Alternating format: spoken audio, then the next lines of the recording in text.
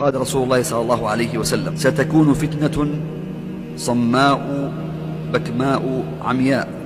صماء يعني ما تسمع، ما يقبل الكلام فيها، ما يقبلون الناس النصيحة. نعم. بكماء يعني ما تنطق بخير، إنما تنطق بالشر. نعم. عمياء ما ترى الحق وتبصر الطريق الصحيح. عمياء والعياذ بالله، صم، فتنة. نعم. هذه شديدة، هذه فتنة شديدة.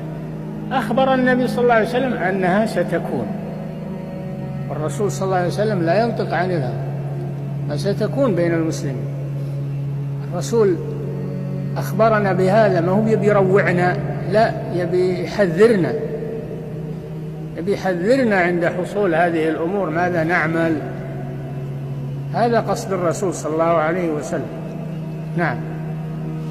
اللسان فيها كوقع السيف. اللسان فيها كوقع السيف.